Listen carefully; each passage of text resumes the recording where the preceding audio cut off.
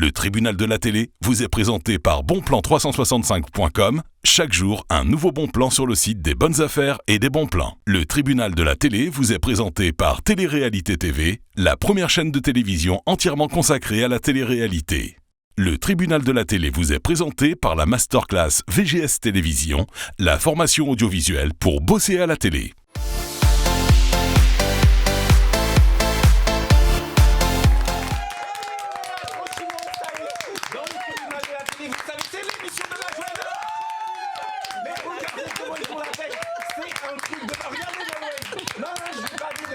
À peu près un mois. Non, mais vous étiez où pendant un mois? J'étais où oui. C'était le boulot de mannequin qui vous a porté à gauche, à droite. C'est ça, il y avait pas mal de projets. Bon, en tous les cas, on est ravis de vous retrouver ici avec nous dans le tribunal de la télé. Elle est là également, c'est notre amie Laïla juste à côté. À côté, vous l'avez vu avec son franc-parler, hein, c'est l'influenceuse. Elle est Kelly qu'on applaudit. De l'autre côté de la table, elle avait toujours le smile. C'est Rachida qu'on applaudit d'abord. À côté de Rachida, elle, vous la connaissez avec sa forte personnalité. Elle s'appelle Aniki. Et juste à côté de il y a une jeune femme dont on va parler maintenant. Elle s'appelle Camille, plus connue sous le nom de Camille la danseuse. Alors Camille, moi je suis amoureux de votre danse. Ah non, moi je suis amoureux de la danse de Camille parce que d'abord je vais vous dire quelque chose, je sais c'est pas politiquement correct mais ici nous dans notre émission on parle franchement et on parle comme les gens s'expriment dans la rue. Mais vous dansez comme une blague. Je suis désolé de dire ça comme ça. Vous regardez les vidéos de Camille. On va d'ailleurs regardez au bas d'écran ça y est s'affiche le compte Instagram de Camille. Allez suivre cette jeune femme parce que c'est juste n'importe quoi. La fille est talentueuse quoi. Camille, franchement, on disait tout à l'heure la danse, d'où vient cette passion. Moi je voudrais savoir, mais il y a un truc que j'arrive pas à comprendre. Comment vous faites pour bouger le bassin? Non, attendez, là vous croyez que je parle de n'importe quoi? Ok, regardez cette première vidéo et ensuite on va en parler. Hein. Regardez la vidéo. Suite hôtel room, baby girl, je t'aide ça. Elle donne chaud, c'est du cardio. Même quand t'es dans la foule, on regarde que toi. Elle est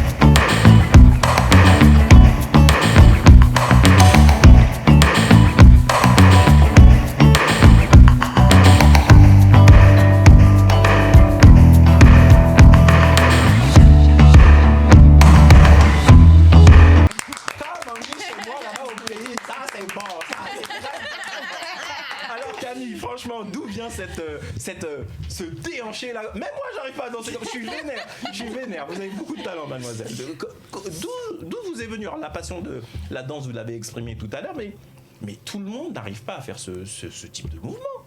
C'est répétition. Oui, bah après je danse tous les jours dans ma chambre, donc c'est tout le temps des heures de travail. D'accord. Alors Camille, pour se parler franchement, vous nous avez expliqué tout à l'heure d'où venait cette passion pour la danse. C'est venu suite au décès donc de votre grand-mère, si j'ai bien compris, et vous vous êtes dit, tiens, je vais m'accrocher à la danse parce que c'est un exutoire.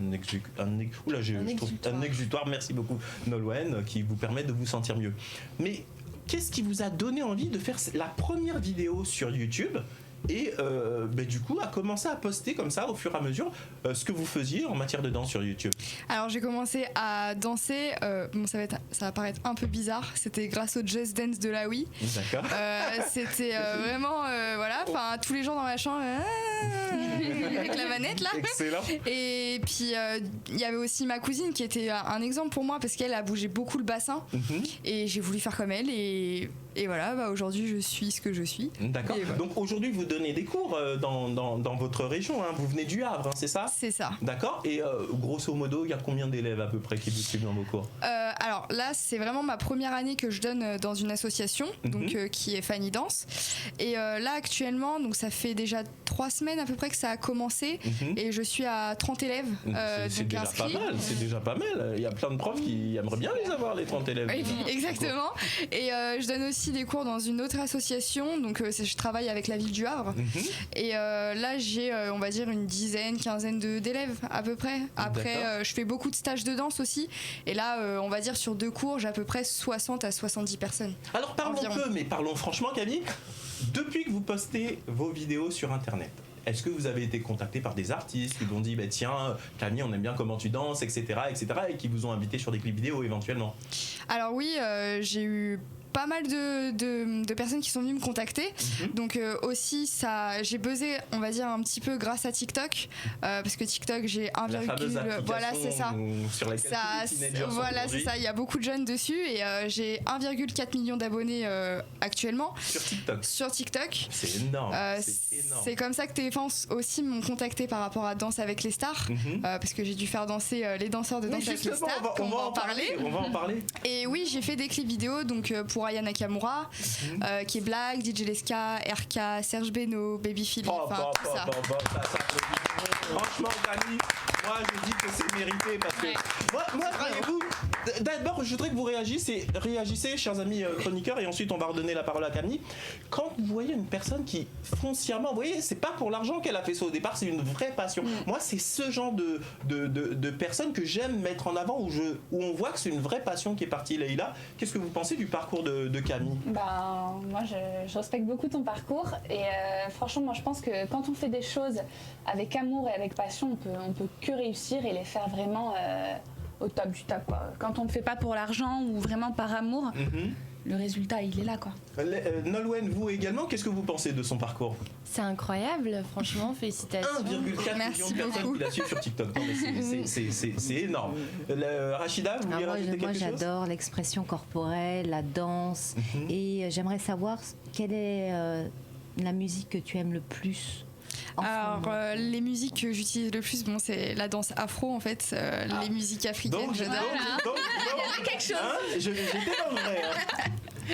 Donc ouais, c'est vraiment ce style, en fait, afro, dancehall, hip-hop, en fait, le milieu vraiment urbain, le milieu vraiment rue, en fait, c'est vraiment ce qui me concerne, en fait, c'est vraiment moi. Aniki, vous avez peut-être, je voudrais aussi vous entendre. Qu'est-ce que vous pensez de ce parcours? Bravo. Merci beaucoup. Parce que moi, quand j'avais ton âge, j'étais danseuse de hip-hop aussi, et c'était une grosse galère pour pouvoir percer, en fait. C'est extrêmement Donc j'ai fait quoi, peut-être 13-15 ans de hip-hop. Je faisais des battles de rue, du freestyle. On en a parlé d'ailleurs dans une autre émission. Moi, j'attends toujours de voir les vidéos. Et pareil, je passais Aniki là en mode hip-hop game. j'attends toujours aussi mes challenges. Vous avez raison. Ça c'est bien vrai. Effectivement, parce que j'ai dit dans une autre émission, on allait préparer un challenge pour notre ami Annick. Je me demande si on va pas faire revenir Camille, qui va lancer un sacré défi d'un. Bah oui, la jeune et la vieille, quoi. Je suis pas encore rouillée. Alors moi je voudrais savoir. En tout cas, super, quoi. Merci beaucoup. En tous les cas, nous on est ravis de vous accueillir ici. Moi je voudrais savoir. Ma question va vous paraître un peu bizarre. Quel a été le regard des proches et particulièrement de vos parents quand ils ont vu comme ça que merde, elle est quand même suivie par 1,4 million de personnes, notre Camille? Ça a dû leur faire tout drôle. Au début, ils voyaient une passion, et puis là, ils se disent, parce que quand on commence à être suivi par 1,4 million de personnes, si vous y prenez bien, ça se monétise, ce genre de choses, et on peut en vivre ensuite. Mais après, il faut avoir les bons contacts, les bons managers, les bons ceci, etc. Comment vos proches l'ont vécu? Alors, au début, mes parents n'y croyaient pas du tout, parce que, en fait, j'ai fait beaucoup d'écoles, donc beaucoup d'écoles primaires, beaucoup de collèges, vraiment, j'ai changé beaucoup d'écoles parce que à chaque fois, ils me demandaient qu'est-ce que je voulais faire dans la vie, et moi je répondais toujours la danse. Et du coup, mes parents, au début, mon père était un peu non mais ça va jamais marcher, la danse ça va pas payer, tout ça. Et moi j'étais vraiment focalisée, en fait, focus sur ce que je voulais faire. Et vous n'avez pas dévié, vous n'avez pas lâché? Pas du tout. J'ai pas du tout lâché, et au jour d'aujourd'hui, je me déplace, j'ai des partenariats, je suis rémunérée, d'autres non. Des fois je ne le fais même pas pour l'argent, des fois je le fais vraiment pour moi, c'est vraiment un plaisir, en fait. Une passion. Voilà, c'est ça. Des fois je ne me fais pas payer par des partenariats parce que j'aime bien découvrir des choses, que ce soit des placements de produits, plein de choses, en fait. J'aime bien découvrir les choses, et voilà. Et au jour d'aujourd'hui, je vois que mes parents, ils sont super fiers de moi, et nous on est fiers de vous également. Merci. Allez la suivre sur les réseaux sociaux. toute façon, Camille, vous êtes avec nous toute la semaine et on va chaque émission, on diffusera une nouvelle vidéo et on réagira avec mes collègues ici autour de la table et également les téléspectateurs. Si vous avez des questions à poser à notre amie Camille, vous allez tout simplement du côté du site internet de la chaîne à l'adresse www.people24.tv. Vous sélectionnez comme ça l'émission Le Tribunal de la Télé dans la rubrique programme et il y a un formulaire questionnaire aux invités et on se fera un plaisir de les transmettre à Camille. Immédiatement, c'est un petit jingle et juste après, on va présenter notre amie LA Kelly. C'est parti.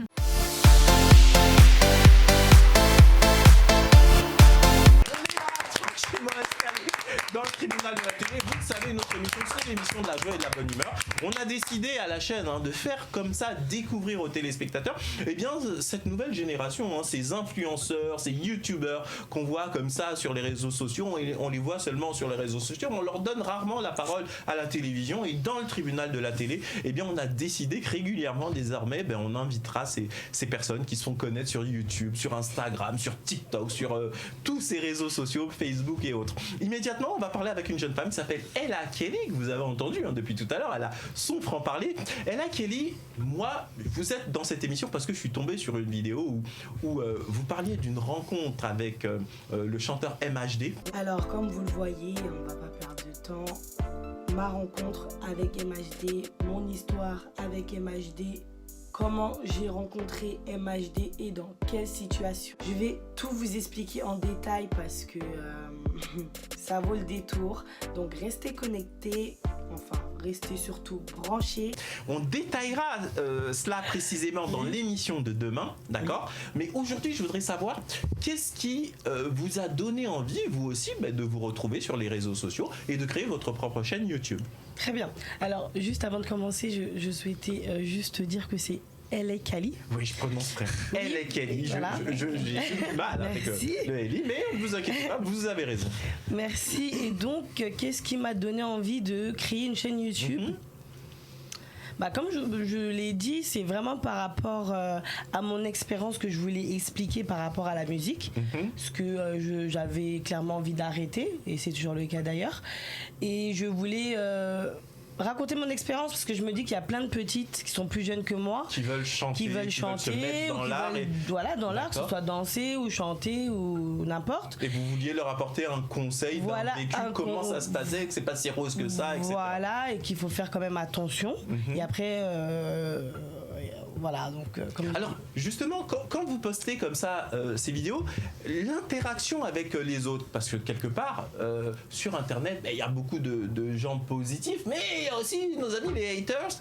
Comment vous, alors moi je sais que vous avez un franc-parler, mais même quand on a un franc-parler, ça doit pas être, surtout que comme vous vous exprimez effectivement franchement, je présume qu'il y a beaucoup de gens qui vous répondent aussi franchement. Comment ça se passe? Alors comme vous avez parlé de la vidéo d'MHD, donc moi ça a été vraiment cette vidéo là qui m'a fait vraiment démarrer sur YouTube, donc elle fait à peu près plus de 200 000 vues aujourd'hui. Ce qui est colossal. Et en fait je me suis retrouvée bombardée de messages de haine. En fait ça m'avait super choquée parce que après dans les messages de haine il y avait aussi des gens qui me défendaient, qui me connaissaient pas, mais qui comprenaient pas pourquoi ces gens-là m'insultaient alors que mon histoire elle était super claire. Après au début ça me touchait parce que tu te dis mais qu'est-ce qu'il raconte en fait, et après je me suis dit en fait ça fait partie du jeu. Après vous avez pris une forme de détachement. Je me dis ça fait partie du jeu. Il y a plein de gens aussi qui m'ont dit que en fait malheureusement plus on va être critiqué, plus tu vas monter. Donc faut pas faire attention à ça, et que c'est justement quand on te critique que tu te dis que tu commences peut-être à devenir quelqu'un parce que quand on te critique pas c'est qu'en fait on s'en fout de ta vie quoi. Donc finalement j'ai envie qu'ils me critiquent, donc venez me critiquer tous les jours, je vous attends. Sacrée elle a son franc-parler. Mais dans tous les cas, vous voyez, cette génération, ils n'ont pas leur langue dans leur poche. D'ailleurs, vous-même, si autour de vous connaissez un influenceur et que vous estimez qu'il mérite d'être exposé en télévision, vous allez du côté du site internet de la chaîne, le programme Le Tribunal de la Télé, vous nous contactez et puis on se rapprochera de lui, pourquoi pas. Immédiatement, c'est un jingle et on continue. Vous êtes bien dans le Tribunal de la Télé.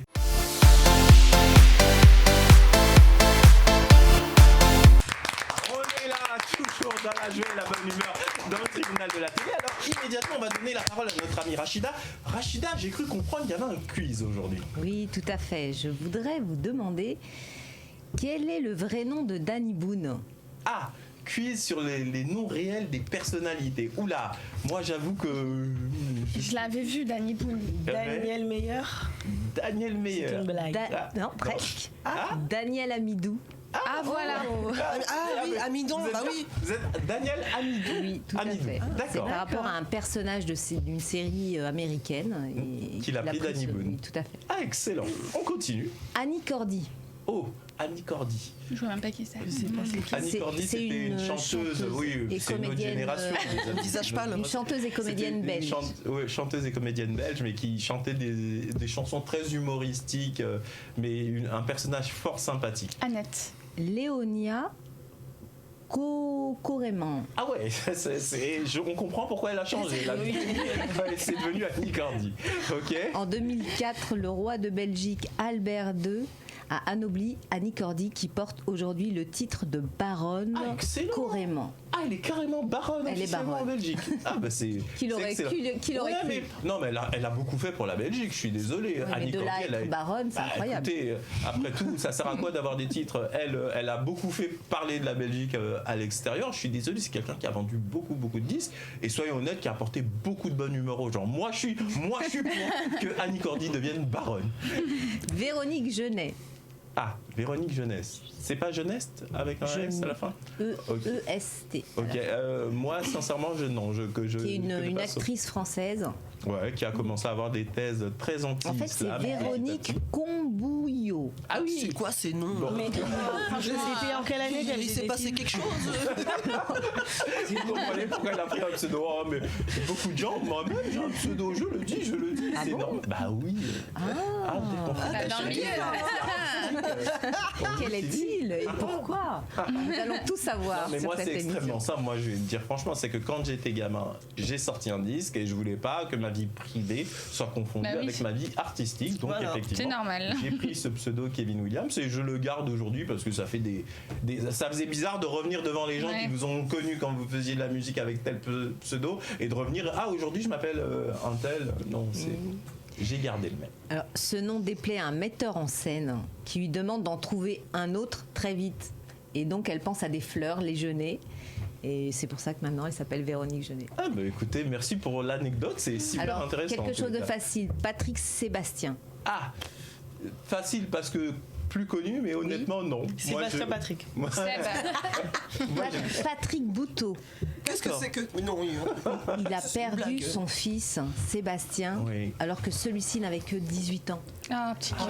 mais Et c'est c'est pour en ça qu'il a hommage fait à son ça. fils disparu que Patrick Sébastien a choisi son nom de scène. Ah ben voyez-vous, là... en Moi, je tous les retire cas, ce que j'ai dit.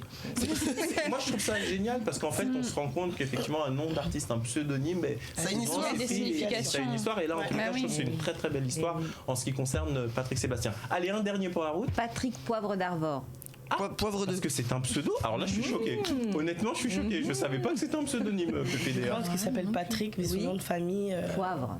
Ah c'est poivre tout court. Poivre. Et il a ça que je dis rajouté poivre la de. particule d'Arvor. Oui, Pourquoi d'Arvor le grand-père de Patrick, Jean-Baptiste Jeuge, était un poète reconnu sous le nom de Jean d'Arvor en 1970. Au décès de celui-ci, Patrick Poivre souhaite lui rendre hommage et choisit d'ajouter d'Arvor à son propre nom. Eh ben dis donc, en tous les cas, Rachida, pourquoi je vous prends le prénom aujourd'hui? Rachida, merci pour cet exercice, je le trouve très intéressant, on le continuera sur d'autres Avec émissions, parce plaisir. que je trouve que c'est vraiment très sympa. Immédiatement un petit jingle et on continue, on est là tranquillement installé dans le tribunal de la télé.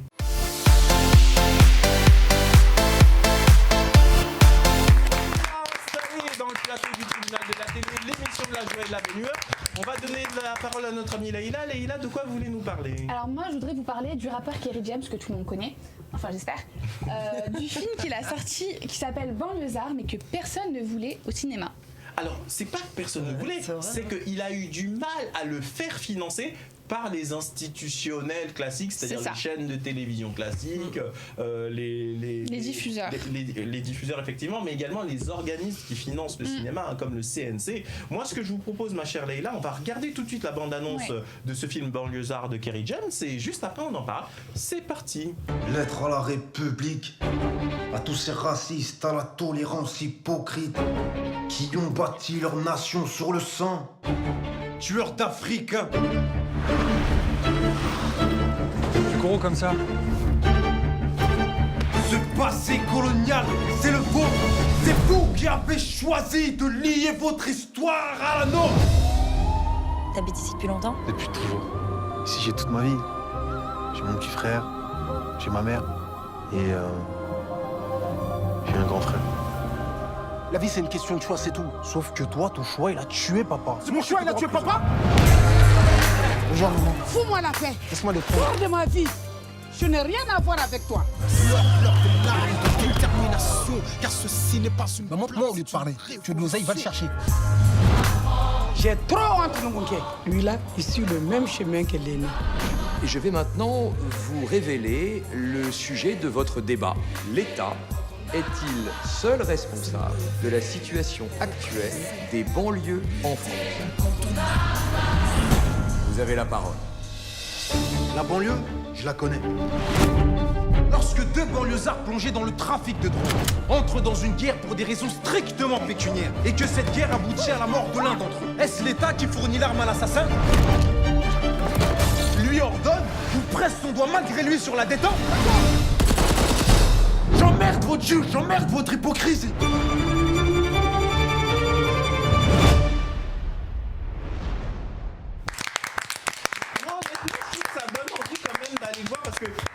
Il y avait Mathieu Kassovitz qui avait sorti son film La Haine, et là j'ai vu qu'il lui rendait une forme d'hommage, dans une interview il en a parlé. Donc dites-nous tout, Leïla. Donc en fait c'est un projet qui aura mis 5 ans à voir le jour, donc 5 longues années où Kerry James s'est battu pour qu'il puisse passer au cinéma, et tous les diffuseurs lui ont claqué la porte au nez, les uns après les autres, et donc avec la double casquette d'acteur et de réalisateur, il s'est au bout de 5 ans tourné vers la plateforme Netflix, où il avoue clairement que c'était son dernier recours, où depuis le 12 octobre justement le film est disponible. Et donc voilà, ce qui a été très très dur à comprendre pour Kerry James, parce qu'il ne comprenait pas que ce film qui a quand même un scénario, une histoire et des valeurs, qu'aucun ne voulait diffuser. Alors du coup, qu'aucun ne voulait le coproduire, parce que les chaînes de télévision, légalement en France, quand vous voulez produire un film, vous allez toquer à leur porte pour avoir des cofinancement, des coparticipations, et dès lors que vous n'avez pas de chaîne de télévision, c'est quasi impossible de faire financer votre film. C'est ça la réalité. Ça. Là où effectivement dans le cas de Kerry James, je suis désolé, moi je le dis, c'est scandaleux. C'est qu'on se demande qui dans les chaînes de télévision des fois est décideur. Ce mec a un public super fidèle qui le suit, il remplit des salles de spectacle, il a toute une communauté qui dans le monde du hip-hop, de la musique urbaine, etc., le voit comme une forme d'autorité aussi.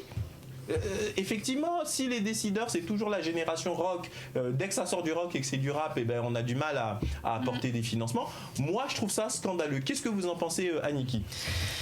C'est pas facile. Que même quelqu'un comme Kerry James ait eu autant de mal à faire son film, et qu'il a fallu que ce soit les Américains, c'est parce qu'il est black, si vous le permettez, et qu'il ait fallu que... Moi je pense pas que ce soit parce qu'il est black. Moi je pense très honnêtement que c'est parce qu'il est issu de banlieue et que c'est un film marqué banlieue. Je suis persuadé que ce sera un autre gamin de banlieue et qui a la peau blanche, ce serait le même refus.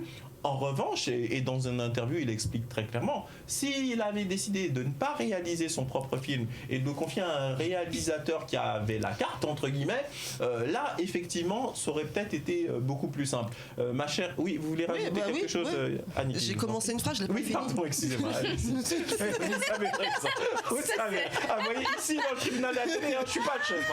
Quand il y a Aniki, si jamais j'oublie quelque chose, je fais taper sur les doigts immédiatement. Aniki, allez-y. Non, mais je sais pas, regardez Vincent Cassel, quand il a joué le film là. La haine. La haine. Eh ben, ils ont pas eu de mal à le financer, le film. Pourquoi? Pour Kerry James, c'est différent. En plus, il a dû faire voir, il me semble, une partie de son scénario en pièce de théâtre. Oui, c'est ça. Pour avoir ensuite les financements pour. Non, mais il y a un truc. Non, effectivement, moi j'avoue. Il y a un truc. Je suis assez scandalisé. Est-ce que Rachida, vous connaissez Kerry James? Est-ce que Non, vous mais connaissez cet environnement? Et que pensez-vous de cette difficulté à financer son film? Les télévisions ne peuvent pas prendre directement, ils ne peuvent pas négocier directement avec l'auteur. Donc l'auteur doit trouver une boîte de production, un producteur. Je ne sais pas si Kerry James l'a fait déjà. Soyons sérieux. Vous vous doutez bien que Kerry James, il n'est pas non plus né de la dernière pluie. Il a une certaine carrière et forcément il a des boîtes de production autour de lui. Non, là c'est vraiment, de mon point de vue, un refus des chaînes en amont de film. D'ailleurs, il a dit dans une interview, c'est un refus des chaînes de financer son film parce qu'il souhaitait le réaliser lui-même et donc apporter au film la vision qu'il a depuis 5 ans. Il ne voulait pas confier cette réalisation à un autre réalisateur. L.A. Kelly, vous en pensez quoi de cette difficulté que même une personnalité comme Kerry James a eu à financer et à faire son film? Alors, je vais être honnête, moi en France, il n'y a plus rien qui m'étonne. Il y a plein de choses, moi qui ai vécu dans les pays anglo-saxons. On voit bien que oui, en France, il y a clairement un problème au niveau du public dit peut-être d'enfants d'immigrés, si on peut appeler ça comme ça, clairement. Parce que le film, je l'ai regardé. Donc, j'ai entendu les critiques avant de le voir. Et moi, justement, je me disais que je pense que par rapport à son parcours, même avant même d'avoir vu le film, je n'étais pas d'accord avec les critiques. Parce que je pense que c'est déjà très fort ce qu'il fait. C'est très très fort de placer un film comme ça sur Netflix. Donc heureusement d'ailleurs que Netflix. Mais justement, je voulais vous laisser terminer et ensuite je voulais en venir à Netflix. D'accord. Donc c'est très fort et oui, c'est toujours. Après c'est toujours la même chose. Après moi qui a vu le film, j'ai entendu certains trucs. Je comprends pourquoi les grosses chaînes n'avaient pas forcément envie de passer. Dites-nous un petit peu sans spoiler alors à le film. À un moment donné, il parle de la CPI. Il dit clairement dans le film que ce sont toujours les mêmes qui sont emprisonnés dans ces prisons dites de dictateurs. Ça c'est des choses qui sont nous malheureusement on est obligé de constater que c'est vrai. C'est-à-dire qu'en fait, dans ces pays, quand il y a des gouvernements occidentaux qui font des choses qui sont à la limite de la légalité, voire illégales, jamais ils se retrouvent devant. Par contre, le dictateur africain, etc., lui en moins de deux. Exactement. Donc il a dénoncé clairement des combats clairement de personnes noires. Donc, je le dis clairement. Et puis oui, c'est des sujets en France qui dérangent. C'est tout. Mais moi, je l'ai dit tout à l'heure. Je vais être très précis. En ce qui me concerne, je suis convaincu que même si c'était un jeune homme ou une jeune femme à la peau caucasienne, blanche, qui avait fait ce film, il y aurait eu le même refus. Moi, je pense que dans ce cas de figure bien précis, c'est vraiment parce que ça parle de banlieue, parce que machin, et que les grands décideurs, les diffuseurs se disent oh la banlieue, etc. Ils veulent pas vraiment exposer également cette vision-là des choses. Mais moi, ce que je trouve scandaleux, c'est que là, on voit que c'est Netflix, donc les Américains qui financent une œuvre française, excusez du peu, qui a son public. Encore une fois, Kerry James, c'est pas n'importe qui dans le milieu du hip-hop et de la culture urbaine. C'est considéré comme une figure de ce milieu et de cette culture. Et je voulais rajouter quelque chose qui m'échappe. Oui, voilà. Il y a ça, mais je sais pas si vous vous souvenez, il y a aussi un fonds qatarien qui, il y a quelque temps, finançait des jeunes de banlieue qui avaient des projets de création d'entreprises, etc., etc. Parce que quand ils se retournaient vers une banque, c'était compliqué, qu'ils n'arrivaient pas à trouver des financements, etc. Moi, je voudrais savoir, je sais pas, Leïla, ce que vous en pensez, mais est-ce que c'est quand même fou, quoi. On est en France et ces jeunes qui sont issus soit de l'immigration ou de banlieue, être obligés de se faire financer par des pays étrangers, alors que soit ils ont des activités qui peuvent avoir de vrais débouchés économiques, soit ce sont des créateurs qui peuvent avoir effectivement de vraies créations. Moi, je trouve que c'est problématique. Qu'est-ce que vous en pensez ? Ouais. Moi, je suis tout à fait d'accord. Après, je vais donner la parole à notre ami Nolwenn. Je suis tout à fait d'accord avec vous. Je pense qu'en France, vraiment, les visages des banlieues, ils sont stigmatisés et en fait, on leur donne pas assez d'opportunités. Et du coup, en fait, moi, je les trouve effacés, en fait. À partir du moment où tu as un projet, tu as des choses comme ça. Je vous rejoins dans le sens où je pense pas que ce soit parce que voilà, ce soit un noir qui veut faire quelque chose, mais plutôt voilà, que ça vienne de banlieue.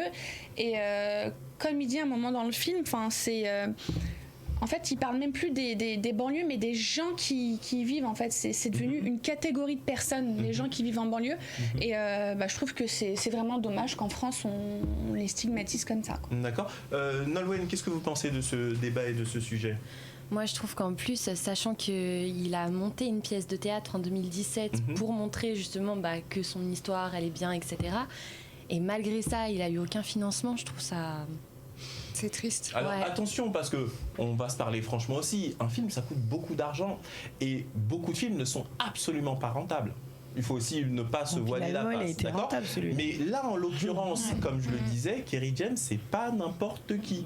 Les gens qui le suivent depuis 20 ans, c'est pas quelqu'un qui débarque d'hier. De mon point de vue, ce film au cinéma aurait trouvé sa rentabilité. Camille, en ce qui vous concerne, qu'est-ce que ça vous évoque, cette difficulté pour un artiste comme Kerry James de faire financer son film ? Effectivement, oui, c'est triste. Après, je rejoins un peu tout le monde parce que moi, après, je trouve qu'il y a beaucoup de choses qui jouent. Je pense qu'il y a la couleur, il y a le milieu banlieue. En fait, je pense que c'est un tout, en fait. Après, je pense qu'il n'y a rien d'autre à rajouter. Je pense que tout le monde a tout dit, en fait. Moi, je pense très sincèrement que... Alors, c'est un truc peut-être auquel tout le monde ne pense pas, mais sachez que dans les médias, à part sur People 24, à la direction, c'est souvent des gens qui sont issus de la culture rock. Et donc ce sont des gens, la cinquantaine, tranquilles, mais qui ont eu dans le passé ils aimaient Johnny Hallyday, Elvis Presley, etc., etc. Et donc cette culture urbaine, ils la comprennent pas. Ce qui fait que les décideurs aujourd'hui dans les médias, en fait, quand ils ont un projet qui est issu de cette culture urbaine, ils disent est-ce que ça va marcher, etc., etc. Je rappelle juste pour ceux qui l'ignorent que le rap est la première musique vendue en France. Et pas depuis cette année, depuis les 20 dernières années. Ça veut dire qu'il y a un vrai public de la culture urbaine et il faut que les grands médias arrêtent de l'ignorer. Voilà, en tous les cas, sur People 24, on continuera à mettre en avant des jeunes qui sont issus de cette immigration, qui sont issus aussi de banlieue et qui veulent comme ça avancer de manière positive. Merci en tous les cas, ma chère Laïla, d'avoir mis à l'honneur le film de Kerry James. Et moi, je vous invite, chers amis téléspectateurs, abonnez-vous sur Netflix. Moi, je fais de la pub pour Netflix alors que je ne suis même pas abonné, ne serait-ce que pour aller voir le film de Kerry James. Je vais m'abonner pour aller le voir parce que je trouve que la décision de Netflix est hyper courageuse et moi j'aime encourager les gens qui ont des décisions courageuses. Ma chère Rachida, vous voulez prendre la parole pour rajouter un petit quelque chose ? Juste inciter Netflix à payer les droits d'auteur parce qu'en France c'est quand même différent et ça c'est très très important qu'ils le fassent. Donc Netflix ne paye pas de droits d'auteur en France. Donc c'est un vrai problème, donc j'espère qu'ils signeront la charte parce qu'on a quand même des droits et il faut les respecter. Que je ne suis pas au courant de cette situation, donc je vais aller aussi me renseigner. Et c'est vrai que France Télévisions ou même d'autres producteurs ont tendance à prendre leurs copains réalisateurs pour faire une co-réalisation parce qu'ils ne font pas confiance aux jeunes réalisateurs et ça, effectivement, c'est à changer. Bon, en tous les cas, c'est dit. Leïla, elle a passé la langue dans sa poche et elle nous l'a indiqué. Mince les amis, c'est la fin. Mais non, c'est la fin. C'est la fin. Mais c'est la fin de l'émission, mais pas de panique. On se retrouve demain tranquillement avec Camille la danseuse et avec elle et Kelly qui est juste là. À demain chers amis téléspectateurs pour un nouveau numéro du Tribunal de la télé. Bye bye.